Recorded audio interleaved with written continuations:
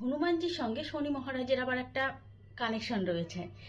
তো হনুমানজি একদিন মানে নদীর ধারে, শান্ত একটা নদী বয়ে চলেছে, তার ধারে বসে বসে শ্রীরাম প্রভুর নাম জপ করে চলেছেন। সেখানে আশেপাশে প্রচুর বড় বড় পাথর রয়েছে, তা তিনি নদীর ধারে শ্রীরাম প্রভুর একবারে ধ্যান করে চলেছেন। একবারে মানে মত্ত তিনি শ্রীরাম প্রভুর নাম করতে করতে, আর এতটাই ধ্যানে মগ্ন যে কি হচ্ছে এপাশে ওপাশে তিনি কিছুই দেখতে পাচ্ছিলেন না। হঠাৎ করে সেখানে আমাদের শনি মহারাজ এসে হাজির হলেন এবং এসে বললেন, হনুমানজি চলে এলাম আপনার কাছে থাকতে, আপনার মাথাতে থাকতে চলে এলাম। তখন হনুমানজি বললেন যে আমি বুঝলাম না, মানে কি বললেন? তখন শনি মহারাজ বললেন যে আমি সবার কাছে 7.5 বছর করে থাকি, আপনার কাছেও তাই চলে এলাম থাকতে, কিন্তু আপনি থাকেন কোথায়, আপনার বাসস্থান কোথায়?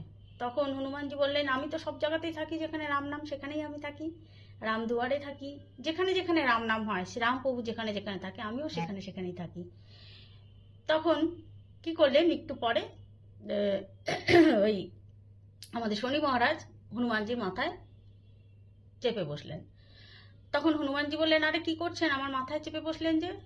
তো তখন শনি মহারাজ বললেন, কি বলবো, কি করব, আপনি তো বলছেন না কোথায় থাকেন, তাই জন্য আপনার মাথাতেই আমি চেপে বসলাম। তখন শনি মহারাজ যখন মাথায় চেপে বসলেন, হনুমানজি কি করলেন, একটা দুটো তিনটা চারটা একটা একটা করে পাথর মাথাতে উঠাতে শুরু করলেন, শনি মহারাজের উপরেই চাপাতে শুরু করলেন। শনি মহারাজ বলছে, আরে কি করছেন আপনি, এরকম পাগলামি কেন করছেন, আমার তো চাপ লাগছে, আমি তো আস্তে আস্তে ডেবে যাচ্ছি। তখন হনুমানজি বললেন, যার মাথায় শনি মহারাজ একবার চেপে বসে তার কি মাথার ঠিক থাকে, সেই জন্য আমি এরকম করছি। তো কিছুই শুনছেন না হনুমানজি, সমানে 5টা 6টা করে পাথর ওই সেই শনি মহারাজের উপরেই চাপাতে শুরু করেছেন। তখন উনি বলছেন যে, আরে আপনার মাথায় আমি 7.5 বছর থাকবো না, আপনাকে ডিসকাউন্ট দিচ্ছি, আপনার মাথায় আমি 2.5 বছর থেকেই চলে যাব। হনুমানজি কিছুই শুনছেন না, সমানেই চাপাচ্ছেন পাথর। তখন আর ভার সহ্য করতে না পেরে তখন কি করবেন, শনি মহারাজ তার মাথা থেকে লাফ দিয়ে একদম মাটিতে এসে নেমে দাঁড়ালেন। এসে তাকে বললেন, আপনি ধন্য প্রভু, আপনি ধন্য, আমি সবার কাছে 7.5 বছর থাকি, কিন্তু আপনার কাছে আমি 2.5 বছরও থাকতে পারলাম না। আর আমি যাওয়ার আগে এটাই কথা দিচ্ছি আপনাকে, এটাই বর দিয়ে যাচ্ছি যে যারা হনুমানজির ভক্ত তাদের কাছে আমি কোনোদিন যাব না, তাদের কাছে আমি কোনোদিন থাকবো না গিয়ে।